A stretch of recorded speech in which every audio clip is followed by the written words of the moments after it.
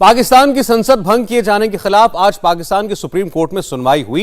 इमरान खान की पार्टी ने याचिका दायर की जिसमें कहा कि इस मामले की सुनवाई के लिए सुप्रीम कोर्ट के सभी 16 जजों की बेंच बनाई जाए, लेकिन इस मांग को 3 जजों की बेंच ने खारिज कर दिया। पाकिस्तान में क्या होगा इसे लेकर कुछ नहीं कहा जा सकता। इमरान खान क्या अब मुल्क से भागने वाले हैं? यह सवाल इसीलिए क्योंकि इमरान खान की बीवी बुशरा की करीबी फराह दुबई भाग गई हैं। ये फराह कौन है? इन्हें बुशरा बेगम का बेस्ट फ्रेंड क्यों कहा जाता है? मरियम नवाज से लेकर शाहबाज तक इनका जिक्र क्यों करते हैं? इस रिपोर्ट से आपको पता चलेगा।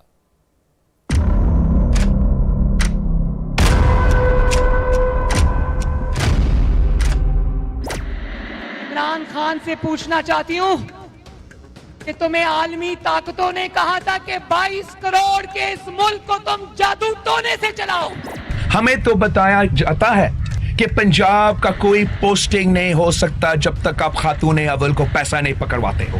इस मुल्क को या जादू टोने से चलाया जाता है या फराह को रिश्वत देकर चलाया जाता है।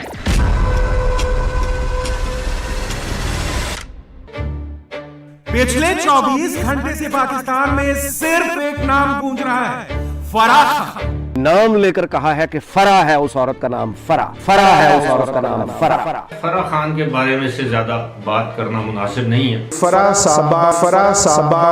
साहबा उनकी कहा गया कि ये बुशरा बीबी साहबा की फ्रंट वूमन है। कौन फराह?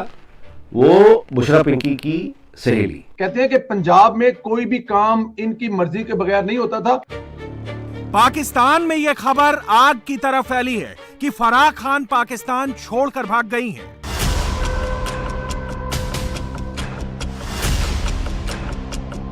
बड़ी खबर सामने आई है कि फराह खान मुल्क छोड़कर भाग गई हैं। जी हां, फराह खान दुबई चली गई हैं। आखिर कौन है ये फराह खान? पाकिस्तान में फराह खान के चर्चे इतने क्यों हैं? पाकिस्तान के बड़े बड़े अखबारों में फराह खान की हेडलाइन क्यों है? जब इमरान खान पर सबसे बड़ी मुसीबत आई है, किसी को नहीं पता कि वो जेल जाएंगे या उन्हें मुल्क छोड़कर भागना पड़ेगा, तो उनसे पहले ये फराह खान पाकिस्तान छोड़कर क्यों भाग गई? इसे समझने के लिए आपको इमरान खान, बुशरा बेगम और फराह खान की केमिस्ट्री समझनी होगी। इमरान खान की बीवी बुशरा के बारे में आपने खूब सुना होगा। इमरान खान की तीसरी पत्नी है बुशरा बीबी और बुशरा बीबी की एक बेहद करीबी दोस्त हैं फराह खान। इसी फराह खान को लेकर कहा जा रहा है कि वो पाकिस्तान छोड़कर दुबई भाग गई हैं। इमरान खान की सरकार में बुशरा बीबी की अहमियत क्या रही है, ये पूरी दुनिया जानती है। कहते हैं कि इमरान उनसे बिना पूछे एक कदम भी नहीं चलते। आज भी इमरान खान जब सामने आए तो उनके हाथ में जो माला थी वो उन्हें बुशरा बीवी नहीं दी थी। इस माला को तस्बीह कहते हैं। कहते हैं कि इमरान पर जब भी मुसीबत आती है तो बुशरा बीवी इमरान को ये माला जरूर पकड़ाती है। आज भी इमरान जब बोल रहे थे तो उनके हाथ में लगातार ये तस्बीह थी। ये जो अभी लोगों ने खरीदो फरोख्त हुई, देखें, मुझे भी लोगों ने कहा, मेरी अपनी पार्टी मेंबर्स ने कहा कि हम भी पैसे लगा के खरीदें। जब वो हमारे लोग खरीद रहे हैं, हम उनके लोग भी खरीदें। तो वो 20-25 करोड़ रुपया दे के हमारे लोगों को खरीद रहे थे, तो हम 30 करोड़ रुपया दे के उनको वापस खरीद सकते थे या इनके लोग खरीद सकते थे। लेकिन सवाल ये बनता है कि ये पैसा आना किधर से था? ये चोरी का पैसा आना था। या तो मेरे पास 4 गवर्नमेंट थी, उनके पास तो सिंध की गवर्नमेंट थी, बाहर से भी पैसा आया इनके पास, तो इनके पास सिंध की गवर्नमेंट थी, मेरे पास तो 4 गवर्नमेंट्स थी, मैं तो उधर से पैसा निकाल के खरीद सकता था लोगों को। 30-30 करोड़ रुपया क्या है हुकूमत के लिए 20-30 लोगों को देने का? बुशरा के टोने टोटके, बुशरा के जिन और जिंदा मुर्गे जलाने वाली तमाम कहानियां पाकिस्तान से लेकर हिंदुस्तान तक के लोग जानते हैं। लेकिन पाकिस्तान के पॉलिटिकल सर्किल में फराह खान की अहमियत समझने के लिए आपको मरियम नवाज की यह तकरीर जरूर सुननी चाहिए। इमरान खान से पूछना चाहती हूं कि तुम्हें आलमी ताकतों ने कहा था कि 22 करोड़ के इस मुल्क को तुम जादू टोने से चलाओ। इमरान के दौर में या 22 करोड़ का मुल्क जादू टोने से चलता है, या फराह लाहौर में जो फराह रहती है जिसके ताने बाने बनी गाला के घर से मिलते हैं। इस मुल्क को या जादू टोने से चलाया जाता है या फराह को रिश्वत देकर चलाया जाता है। इस मुल्क में तकर्रियां और तबादले या जादू टोने और हिसाब किताब से किए जाते हैं या बनी गालों और फराह को रिश्वत देकर किए जाते हैं। ये उस आलीशान कोठी का नाम है जहां इमरान खान रहते हैं। इस्लामाबाद में बाहरी हिस्से में एक हिल स्टेशन है, वहीं पर अरबों रुपए खर्च करके इस बेहतरीन कोठी बनी गाला को बनाया गया था। इमरान खान की पत्नी बुशरा बीबी तो बनी गाला की मालकिन नहीं, लेकिन यहाँ पर फराह खान का इन आउट भी खूब रहता है। फराह खान को लेकर ना ही कभी इमरान ज्यादा कुछ बोलते हैं, ना ही उनकी पार्टी के लोग, लेकिन पाकिस्तान में करप्शन की बात जैसे ही सामने आती है तो फराह खान का नाम जोर शोर से उछाला जाता है। आपके घर में करप्शन है, आपकी वो जो खातून है, मैं अपना वजीर आज़म की जो मोहतरमा उनकी वाइफ, मैं उनकी बात नहीं कर रहा, लेकिन एक और खातून है जो फ्रंट पर्सन है, जिन्होंने अरबों रुपए की करप्शन की और दुबई पैसे भिजवाए।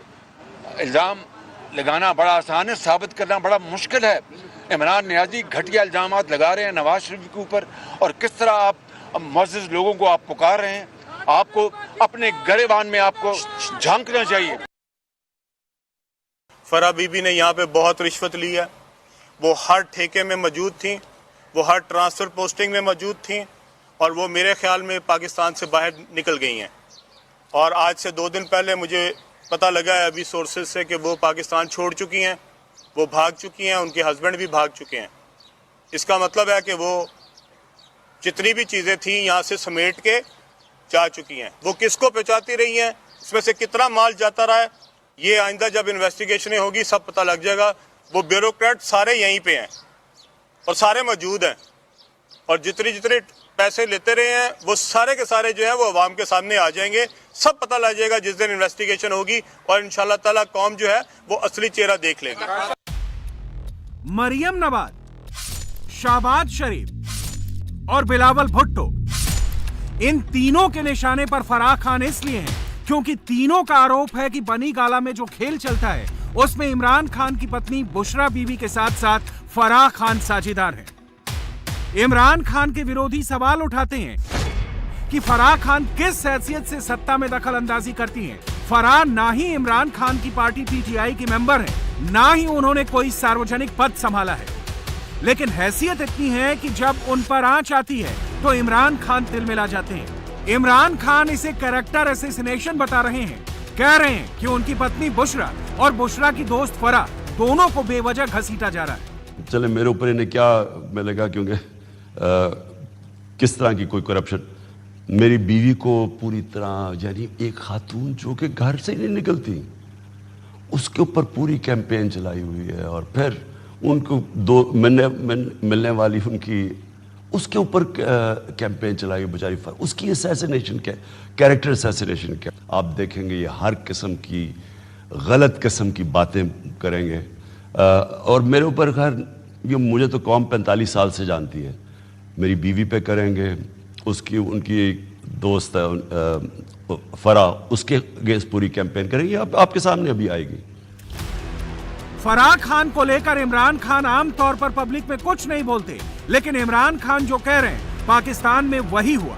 मरियम नवाज ने इमरान के भ्रष्टाचार का चिट्ठा खोला तो फराह को उसका सेंट्रल कैरेक्टर बता दिया। तो क्या ये माना जाए कि फराह को इस बात का डर सता रहा था कि इमरान गए तो उनका क्या होगा, या फिर कोई और वजह है? आखिर ऐसा क्यों हुआ कि इमरान खान से पहले फराह खान ही दुबई भाग गई? नाम लेकर कहा है कि फराह है उस औरत का नाम, फराह। वो औरत फराह, कौन फराह? वो बुशरा पिंकी की सहेली। अच्छा, अब ये जो पहले यानी इन्हीं व्लॉग्स पे इस खादिम ने जो बातें करके गालियां खाई सारी दुनिया से, अल्लाह का शुक्र है कि अब सच सामने आ रहा है। 6 अरब रुपए से ज़्यादा का तो सिर्फ पोस्टिंग ट्रांसफर्स का करप्शन है। ये जब सबूतों के सामने सबूतों के साथ ये सामने आएगा तो फिर आपके इल्म में आएगा कि ये पोस्टिंग और ट्रांसफर्स के नाम पे 6 अरब रुपए इस खातून ने फरा। अच्छा, अब ये जो फरा है, ये और इसका शौहर और इसका खानदान, ये इकट्ठे अकेले पैसे खा गए 6 अरब रुपए? हम हमेशा ये करते हैं कि जो सामने नजर आ रहा होता है हम कहते हैं ये है, ये है, ये है। नो, उसके पीछे कौन है? फरा कौन है? फरा को कौन जानता है? फरा के पीछे उसकी ताकत कौन है? खान साहब की तीसरी अहलिया, काले जादूगर। पाकिस्तान के अखबार एक्सप्रेस ट्रिब्यून की रिपोर्ट कहती है कि फराह खान रविवार दोपहर दुबई के लिए रवाना हुई। उन्होंने इसके पीछे अपने पति का हवाला दिया। फराह खान ने कहा कि उनके पति दुबई में रहते हैं, इसलिए वो दुबई जा रही हैं। लेकिन सच्चाई ये है कि फराह पर भ्रष्टाचार के गंभीर आरोप हैं। मरियम नवाज पूरे पाकिस्तान में उसी करप्शन का डंका पीट रही हैं। सबसे बड़ा स्कैंडल फराह का स्कैंडल है। जब उस स्कैंडल की दास्तानें मंजरे आम पे आएंगी तो लोगों के होश उड़ जाएंगे। और जब वो गैंग, फराह का गैंग, जब किसी मुश्किल में फंसता था, जब कोई इदारा उसका नोटिस लेता था, तो सीधा फोन प्राइम मिनिस्टर हाउस से आता था। ये सब बातें अवाम के सामने आने वाली हैं, जरा इंतजार कीजिए। स्कैंडल में नाम सिर्फ फराह का नहीं आता। इमरान की जादूगरनी बीवी बुशरा को लेकर भी विरोधी खूब आरोप लगाते हैं। लेकिन भ्रष्टाचार की बात को कुछ देर के लिए छोड़ दें तो बुशरा बीवी अपने जादू टोने के लिए भी खूब चर्चा में रही है। इमरान खान की सरकार जब मुसीबत में आई तो लोगों ने खूब चटकारे लेकर कहा कि बुशरा बीवी के पास दो जिन्न हैं, वो इमरान की सरकार को बचा लेंगी। अपोजिशन के भी कई नेता आरोप लगा चुके हैं कि पाकिस्तान के वजीर आजम के घर में ब्लैक मैजिक होता है। और जब कुछ दिनों के लिए ही सही इमरान की सरकार बच गई तो जिन्न वाली बात फिर सोशल मीडिया में चलने लगी। आपको बताएं कि खातून अव्वल हमेशा की तरह पेश पॉलिटिक्स में उनका रोल है। कहा जाता रहा कि साबिक बीवी थी इमरान खान की, रेहाम खान, वो पॉलिटिक्स में आती थी, इस वजह इमरान खान को पसंद नहीं था। लेकिन बुशरा बीबी भी पॉलिटिक्स में वापस आई हैं और उस्मान बुज़दार के बाद एक और नॉमिनेशन उन्होंने की है और फरहत शहजादी एक नाम सामने आया है, अलमारूफ फराह खान, जो कि उनकी दोस्त हैं। और इमरान खान का जिस दिन बुशरा बीबी साहबा से निकाह हुआ उस दिन वो उनके साथ उस तस्वीर में पीछे खड़ी हुई आप देख सकते हैं। और ये तस्वीर में खड़ी हुई जो खातून हैं ये फराह खान के नाम से हैं और इनका असल नाम फरहत शहजादी है। फराह खान के नाम से इनको कहा जा रहा है। इनके बारे में इनका दूसरा नाम फराह खान भी है। यहाँ पर जो पाकिस्तान तहरीक इंसाफ हैं वो ये कह रहे हैं कि जो फराह खान है इनका नॉमिनेशन सिर्फ इस बात पे हुआ है कि ये जो तहरीक इंसाफ पाकिस्तान इमरान खान चेयरमैन जो हैं उनकी जो बीवी हैं खातून अव्वल हैं बुशरा बीबी, ये उनकी दोस्त हैं। इमरान ने जब पाकिस्तान को सरप्राइज दिया जिसकी बातें वो कहते आ रहे थे और पाकिस्तान की संसद भंग हो गई, उसके लिए भी कहा गया कि इसके पीछे जिन्न वाली बुशरा बीवी का दिया हुआ कॉन्फिडेंस था। लेकिन बुशरा बीवी की तरफ से इन तमाम बातों पर कोई रिएक्शन नहीं आता। वो पहली बात तो लोगों के सामने नहीं आती और जब कभी सामने आई तो वो इतनी मासूमियत से अपनी बात कहती हैं कि पूछिए मत। पाकिस्तान में जिस बुशरा बीबी के बारे में तमाम कहानियां, तमाम किस्से सुनाए जाते हैं, उन पर काला जादू करने का आरोप लगाया जाता है। पिछले दिनों पाकिस्तान में बुशरा बीबी का टोटका ट्रेंड कर रहा था, उस पर लोग खूब लिख बोल रहे थे। लेकिन बुशरा से जब इन चीजों के बारे में इशारे में पूछा जाता है तो वो इसे इबादत का नाम देती है। पाकिस्तान में एक बार फिर मार्शल लॉ लग गया है। इस बार सेना का नहीं बल्कि सिविल मार्शल लॉ लगा है। शहबाज शरीफ ने सिविल मार्शल लॉ लगाने का आरोप इमरान खान पर लगाया। आज ही लगातार दूसरे दिन इमरान खान एक बार फिर कैमरे पर आए, लाइव सेशन में लोगों के सवालों के जवाब दिए। विपक्ष को चोर डाकू लुटेरा वही पुराने राग अलापा। इस बीच पाकिस्तानी सुप्रीम कोर्ट में सुनवाई का राउंड 1 कंप्लीट हो गया है और राउंड 2 कल होगा, मगर उससे पहले एक एक करके इस्तीफे हो रहे हैं। अब तो पाकिस्तान के राष्ट्रीय सुरक्षा सलाहकार मोहित यूसुफ ने भी इस्तीफा दे दिया है। केयरटेकर पीएम के लिए पूर्व जज अजमत सईद का नाम इमरान खान की पार्टी ने रेकमेंड किया है। मगर इस सियासी शोर शराबे के बीच पाकिस्तान में जो कुछ हो रहा है वो हैरान कर देने वाला है।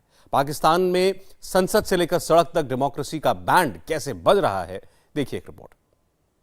ठीक है विराज, आप ठीक है अभी तक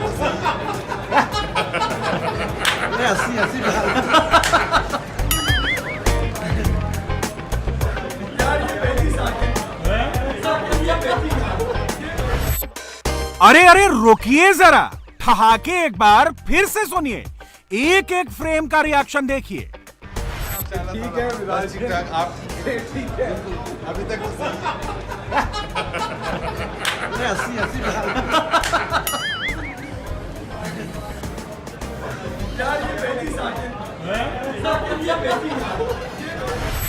आसमानी रंग का शर्ट पहने मियां मोहम्मद जुबैर हैं, नवाज शरीफ की पार्टी के हैं। नीले रंग के जैकेट में चश्मा लगाए शाहबाज गिल हैं, इमरान के सलाहकार हैं। दोनों सियासी दुश्मन हैं मगर फुल ऑन मजे ले रहे हैं। ठीक है विराज जी, आप ठीक है, अभी तक तो सही है। मजा तो पाकिस्तानी कप्तान भी ले रहा है, फिक्स सवालों का क्वेश्चन एंड आंसर सेक्शन बुलाता है।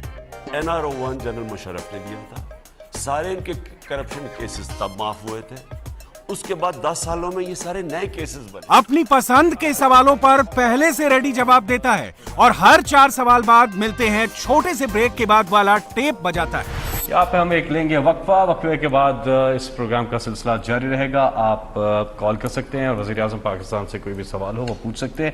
हाजिर होते हैं एक वक्फे के बाद। लाइव कॉल वाला सेशन खत्म हुआ तो धरने वाला प्रोग्राम एक्टिव हो गया।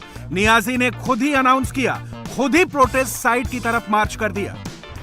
मैंने आज अनाउंस कर रहा हूं कि मैं आज शाम को मैं भी इस प्रोटेस्ट में शामिल होऊंगा। हम ये रेड जोन के बाहर इस्लामाबाद में आज प्रोटेस्ट करेंगे। यानी चित भी इमरान की, पट भी इमरान की। लेकिन मजे की बात यह है कि पाकिस्तान सिर्फ सियासी दलदल में नहीं फंसा है, वहां तो हर कोई अपने मुल्क की ऐसी तैसी करने में बिजी है। जैसे वहां के नेता वैसी वहां की पब्लिक। कहने को पाकिस्तान में डेमोक्रेसी है, लेकिन सच्चाई ये है कि सबने मिलकर डेमोक्रेसी की बैंड बजा रखी है। फिर ऐसा अक्कल लगा झटका, मायूसी चाहिए।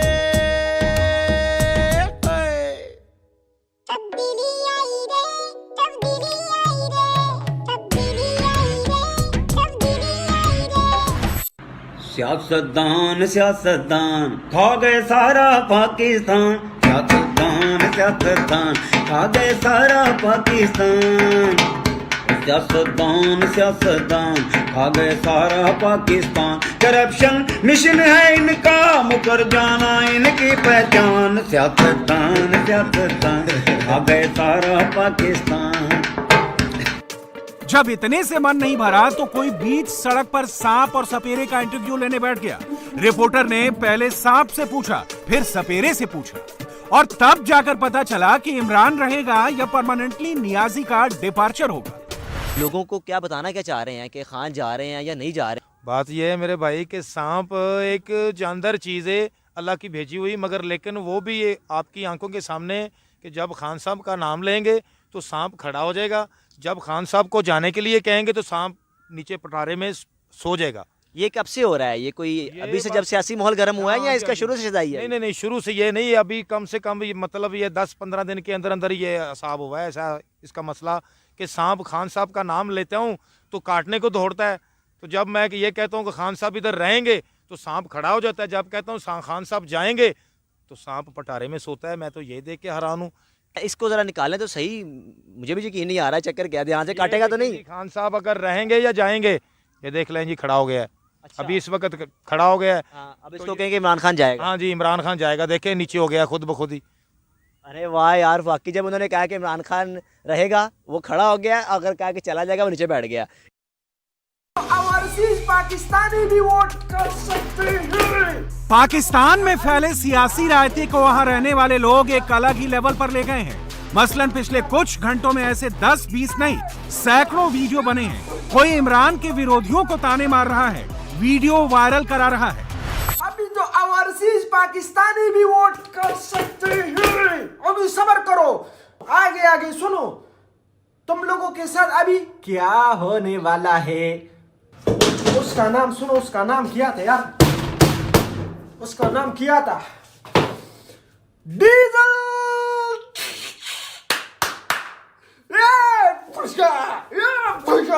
इमरान खान के साथ पंगा लेते हो तुम लोग, इमरान खान के साथ सबको उखाड़ के बाहर फेंक दिया।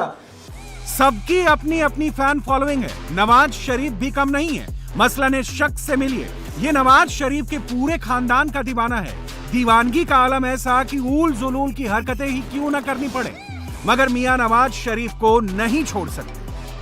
मियां मोहम्मद नवाज शरीफ आजा, आजा, अखियां उड़ीक दिया, दिल वजा मारदा, खुदा की कसम आजा। हमजा, हमजा, हमजा, हमजा, हमजा, हमजा, ये देखो हमजा, हमजा, हमजा, हमजा, हमजा, हमजा, हमजा, हमजा। उन्होंने अपने घर में मियां मोहम्मद नवाज शरीफ साहब की एक खूबसूरत फोटो लगाई हुई है। ऊपर मरियम नवाज साहिबा, हमजा शहबाज शरीफ साहब और शहबाज शरीफ साहब की फोटो चस्पा है। हमजा, हमजा, ये इसी तरीके से जिक्र करते हैं जिसमें ये 4 दफा हमजा हमजा हमजा कहते हैं और 5वीं दफा शेर की सदा बुलंद करते हैं।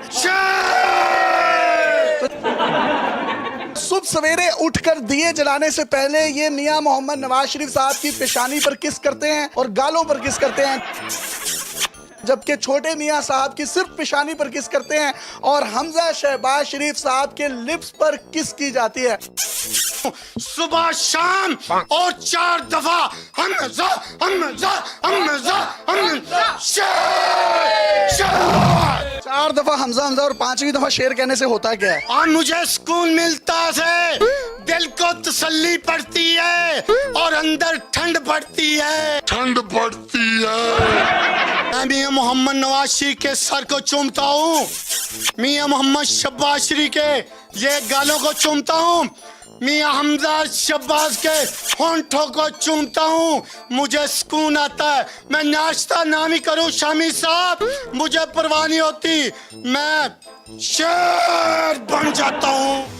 पाकिस्तान में राजनीतिक उठापटक के बीच मजेदार बात यह है कि सियासी बयानों की भी ऑन कैमरा सर्जरी कर दी जाती है। मसलन मरियम ने पहले आरोप लगाया कि इमरान जंतर मंतर की सरकार चला रहे हैं, बुशरा बेगम जादू टोने कर रही हैं, और फिर पाकिस्तानी टीवी चैनल्स निकल पड़े उस जंतर मंतर की तलाश में, ढूंढ लिया जंतर मंतर वाला कैरेक्टर, कर दिया लाइव टेलीकास्ट। 22 करोड़ के मुल्क को जंतर मंतर से, जादू टोने से, झाड़ फूंक से, हिसाब किताब से चलाया जा रहा था, तो ये तो मुल्क इसका मुतहम्मिल नहीं हो सकता। इस जादू टोने पे आइन भी खामोश है, तो इंशाल्लाह इस जादू टोने से मुल्क को आज़ाद कराना है। नाज़रीन, वो छुड़े पड़े हैं।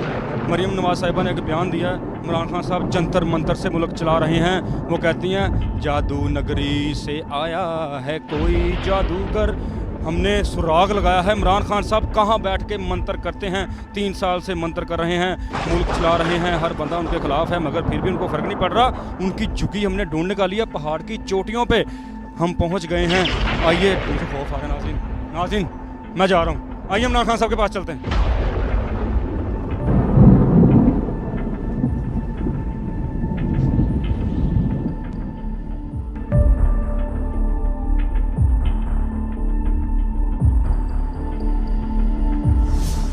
खान साहब। ओ वालेकुम अस्सलाम। खान साहब, ये क्या हुलिया बनाया, आप झुग्गी में बैठे हुए हैं? और तुमने खबर नहीं सुनी? वो खबर तुम्हें पता नहीं है मरियम नवाज ने क्या बोला है? क्या बोला है? मरियम नवाज ने कहा कि मैं मंत्रों से मुल्क चला रहा हूँ, तो मुझे मंत्र करने दो। मुझे ओ फिर आ गया, ओ फिर आ गया, पसम कर दो इसको, ओ पसम कर दूंगा मैं तुम्हें। कौन है? इलेक्शन आ गया, इलेक्शन आ गया, मैं तुम्हें पसम। मंत्र मंत्र खुदा हाफिज़ नाज़रीन। मौजूदा सियासी विवाद में पाकिस्तान का सुप्रीम कोर्ट अभी तक किसी नतीजे पर नहीं पहुंचा है। एक राउंड की सुनवाई हो चुकी है, नेक्स्ट राउंड की सुनवाई होने वाली है। क्या फैसला आएगा, किसके फेवर में नतीजा जाएगा, पाकिस्तान में फिलहाल डिबेट का टॉपिक ये नहीं है। लोग तो इस बात पर उलझे हैं कि जिसने नई शेरवानी बनवाई उनका क्या होगा। सोचिए, पाकिस्तान में नेक्स्ट पीएम का नाम अभी कंफर्म नहीं है, मगर इस्लामाबाद में शेरवानी की चिंता सबसे बड़ी है। एक जरा सी बात पर बरसों के यराने गए, एक जरा सी बात पर बरसों के यराने गए। चलो अच्छा हुआ, कुछ लोग तो पहचाने गए। अच्छा, जिन लोगों ने शेरवानी सिलाई थी, आज वज़ीर आज़म बनने आए थे, वो मौलाना साहब जो आज सदर बनने आए थे, क्या कहना चाहेंगे आप उन्हें? मैं तो यही कहना चाहूँगा कि वो शेरवानियाँ 2 सिलवाई गई थी आज, एक पंजाब में पहननी थी और एक इधर वफाक में, दोनों बाप बेटे ने।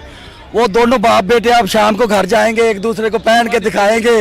वो उसको कहेगा सीएम, वो उसको कहेगा पीएम पापा। मैं उनके बारे में यही कहना चाहूँगा कि एक ने ये ख्वाब देखा होगा कि मेरा बाप जो है पीएम होगा, और दूसरे ने ये ख्वाब देखा होगा कि मेरा जो बेटा है वो सीएम होगा, और दोनों हम एक गाड़ी में जा रहे होंगे। लोग कहेंगे पीएम आ रहा है, दूसरा कहेगा कि सीएम आ रहा है। उन्हें यही कहना चाहूँगा कि ये जो शेरवानी उन्होंने सिलवाई है, वो शीशे के आगे रात को जाके पहन के बच्चों को बोलो कि वज़ीर आज़म के नारे लगवाओ, खुद ही तस्वीरें बनाओ, सेल्फी बनाओ शीशे के आगे। हम पाकिस्तानी बिकते नहीं है। ओ यार भाईजान, हामिद मीर का और सलीम साफ़ी का पता कर ले।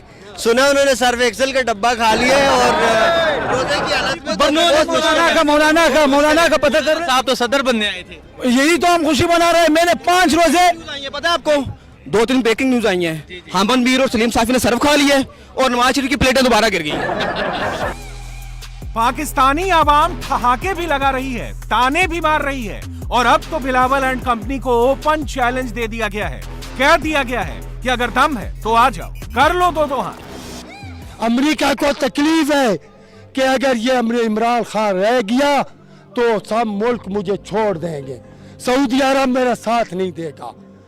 ये सब पॉलिसी है, बहुत बड़ी पॉलिसी है इमरान खान को हटाने के लिए।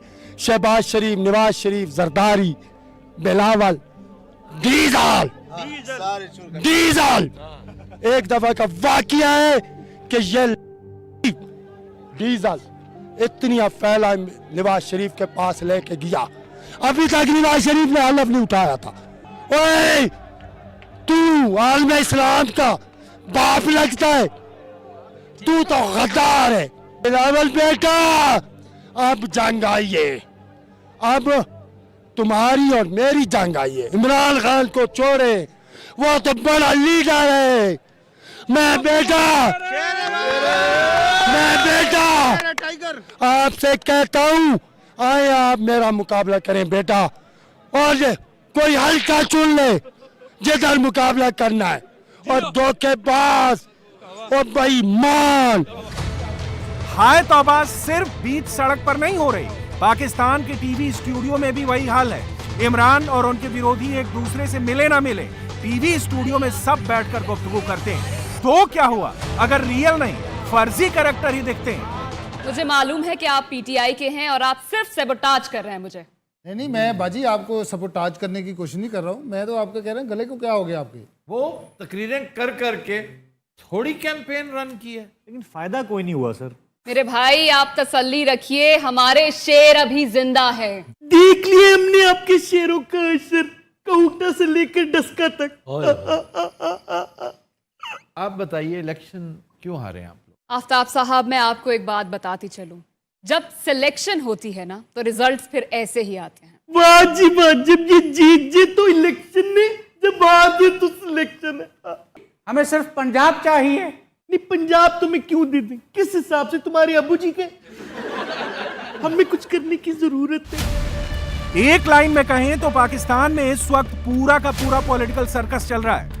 इस सर्कस में कौन मदारी है, कौन जमूरा है, फिलहाल कहना मुश्किल है। हाँ, इतना जरूर है कि इस पाकिस्तानी सियापे से पूरी दुनिया का जबरदस्त मनोरंजन हो रहा है, और ये पाकिस्तानी कॉमेडी शो अभी लंबा खींचने वाला है। यार इनको कितना समझाऊंगा मैं? यार मेरे इमरान के पीछे पड़ गए, और खुदा का वास्ता कुछ शर्म करो यार। उसने नहीं देखी धूप, उसने नहीं देखी छाँव, उसने सिर्फ ये सोचा सारी चोरियां मेरे पे डाल दो यार, खुदा के लिए मेरे पे डाल दो, और इमरान खान को रोक लो, किसी तरीके से उसे रोक लो। अल्लाह का वास्ता नहीं, इमरान खान को किसी तरीके से नहीं जाना चाहिए। क्या कुछ नहीं किया यार उसने, सेहत कार्ड बनाए हैं, अब सेहत कार्ड बना दिए, तुम बीमार नहीं हो रहे तो इसमें उसका कसूर है। अल्लाह मेरे इमरान को रोक ले, अल्लाह मेरे इमरान की इबादत कर ले, अल्लाह मेरा इमरान नहीं जा रहा। ये बहुत ज्यादा जज्बाती हो चुके हैं इस टाइम, तो हम आपसे इजाजत चाहते हैं, कहीं इनको हॉस्पिटल ना पहुंचाना पड़ जाए। तो हमारे साथ रहिएगा नेक्स्ट वीडियो के लिए। अल्लाह हाफिज। राजस्थान में दंगे के बाद जबरदस्त तनाव है। अब तक 12 लोगों को गिरफ्तार किया जा चुका है, 50 लोग हिरासत में हैं। 7 अप्रैल तक करौली में कर्फ्यू लगा दिया गया है। हिंसा, दंगा, आगजनी, पथराव, ये सब कांग्रेस के राज्य में हुआ। मुख्यमंत्री कांग्रेस के अशोक गहलोत शासन चला रहे हैं। पुलिस गहलोत के कंट्रोल में है, लेकिन अशोक गहलोत इल्जाम लगा रहे हैं नरेंद्र मोदी पर। साजिश में अब पीएफआई का नाम आ रहा है, लेकिन सूबे के सीएम नाम मोदी का ले रहे हैं। एंटी मोदी गैंग का यह नया दंगा चरित्र सामने आया है। आइए इसे एक्सपोज करते हैं इस रिपोर्ट में।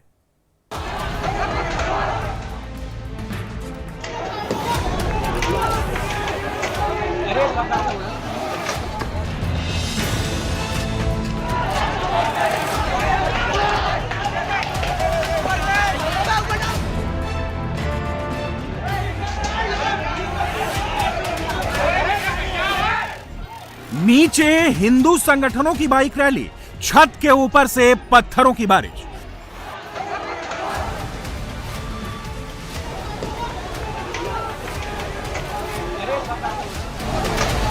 इतने बड़े बड़े पत्थर जैसे देखकर आपके होश उड़ जाएंगे। इन पत्थरबाजों की साजिश को बेनकाब करेंगे, पत्थर वाली जगह को डिकोड करेंगे। लेकिन सबसे पहले इस तस्वीर को देखिए। ये घाटी की तस्वीर नहीं है, बल्कि राजस्थान के करौली की तस्वीर है, जहां पर पत्थर वाली साजिश ने पूरे शहर को आग में झोंक दिया।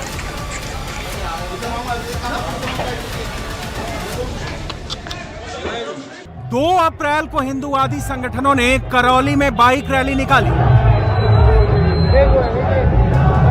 जुलूस की इजाजत प्रशासन से पहले ही ले ली गई थी, लेकिन मानो शहर की फिजा को कुछ लोग आग लगाने की ठान रखे थे और जुलूस पर हमले की ताक में बैठे थे। जैसे ही बाइक रैली मस्जिद के पास से गुजरी, ऊपर छतों से पत्थरों की बौछार होने लगी।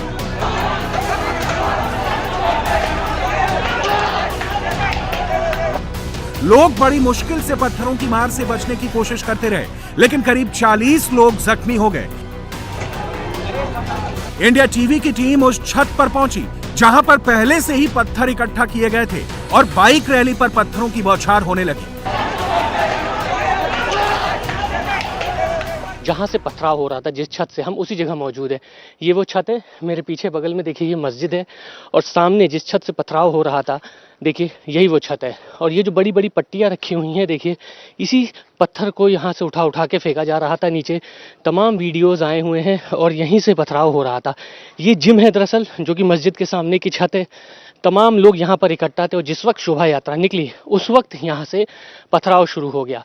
यहीं पे तमाम लोग भरे हुए थे। इस तरह के बड़े पत्थर फेंके जा रहे थे। ये पट्टी है पत्थर की, और इस पट्टियों को यहाँ पर जमा करके रखा था। लकड़ी, पत्थर, तमाम तरीके की यहाँ पर सामग्री रखी हुई थी, पहले से पूरी तैयारी करके रखी हुई थी, और यहीं से पत्थर उठा के छत से नीचे फेंका जाने लगा। नीचे आप देखिए ये शोभा यात्रा निकल रही थी, और आसपास पूरा ये जो घर है, ये पूरा मुस्लिम बाहुल इलाका है, और सामने की ये जो मस्जिद है, और आप देखिए पूरे इलाके में जो यहाँ पे लोग हैं वो यहाँ पर इकट्ठा थे। उस वक्त बताया जा रहा है कि इस छत से सबसे पहले पथराव होना शुरू हो गया। चूंकि गली बहुत सकरी थी, इस वजह से कोई यहाँ से भाग नहीं पा रहा था, और जैसे ही नीचे पत्थरबाजी होने लगी, उस वक्त इसी जिम से, यानी यहाँ नीचे जिम से तमाम लोग निकले और फिर लाठी डंडे चलाने लगे। हालांकि अब यहाँ पर तमाम चीज़ें हटा दी गई हैं, लेकिन जो पत्थर फेंके जा रहे थे वो पत्थर अभी भी इसी छत पर मौजूद हैं। और जिस व्यक्ति का नाम सामने आ रहा है, यानी मतलूब अहमद, जो सबसे बड़ा साजिश करता है, इस घर के पास ही उसका घर है। तमाम उसके यहाँ दबिश दी जा रही है, छापेमारी की जा रही है, लेकिन फिलहाल उसका अता पता नहीं। छतों से जब पत्थर बरसे तो गंगा जमुनी तहजीब के सारे दावे बेमानी हो गए। दो समुदायों की जंग में दुकानों को आग के हवाले कर दिया गया, घरों को आग की लपटों में झोंक दिया गया। बाइक हो या फिर ऑटो, सभी इस हिंसा में खाक हो गए।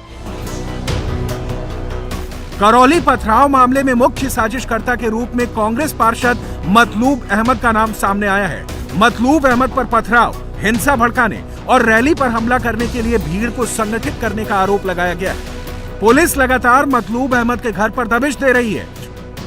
उसके घर में भी दबिश दी गई है लगातार जब से घटनाक्रम हुआ है, और जल्द उसको गिरफ्तार कर लेंगे। टीम बनाई गई है एडिशनल एसपी के नेतृत्व में। मतलूब का जो रोल है वो क्या रोल है?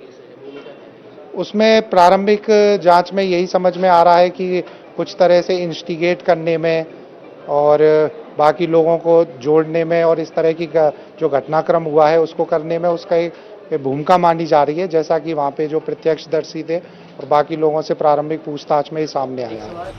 करौली में पथराव और उसके बाद हुई हिंसा को काबू में करने के लिए पुलिस एक्शन मोड में है। राजस्थान में थोड़ी ढील के साथ कर्फ्यू जारी है। आरोपियों की पहचान की जा रही है, लोगों से भी पूछताछ हो रही है। ये अपने कर्फ्यू लगा दिया था 2 अप्रैल की जिस दिन घटना हुई थी, उसके बाद अभी स्थिति सामान्य है, पूरी तरह से नियंत्रण में है। इसमें करीब 30 से ज़्यादा लोगों को पाबंद किया गया है, 151 में उनको पाबंद किया गया है। 13 से लोगों की टोटल गिरफ्तारी हो चुकी है। इसके अलावा 7 लोगों को और डिटेन किया गया है। उनके संबंध में, उनके रोल के संबंध में अपनी जांच चल रही है और इस पूरे मुकदमे की जांच के लिए एक एसआईटी टीम का गठन कर दिया गया है। करौली में हिंसा के बाद इंडिया टीवी की टीम लगातार ग्राउंड जीरो से पूरे मामले की पड़ताल कर रही है। हिंसा वाली जगह को डिकोड किया, पथराव वाली जगह को दिखाया, वो जगह भी दिखाई जहां से पत्थरबाजी की गई, छत पर पत्थरों के ढेर को भी दिखाया। पुलिस कांग्रेसी नेता मतलूब अहमद को तलाश रही है, लेकिन मतलूब के रिश्तेदार उसे पाक साफ बता रहे हैं।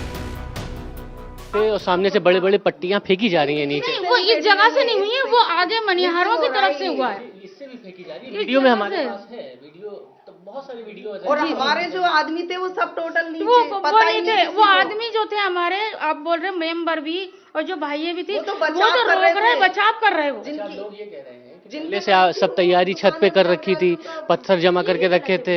ये भी गलत है, ये भी गलत है।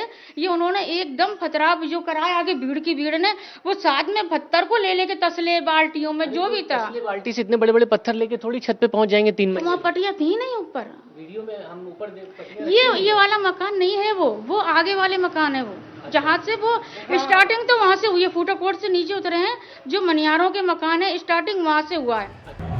करौली में नवरात्रि के पहले दिन बाइक रैली की इजाजत ली गई थी। प्रशासन भी पूरी तरह से तैयार था, लेकिन इस बीच पीएफआई की एक चिट्ठी सामने आई है। इंडिया टीवी हर वक्त हर जगह डाउनलोड करने के लिए सर्च करें India TV news Google play store या ऐप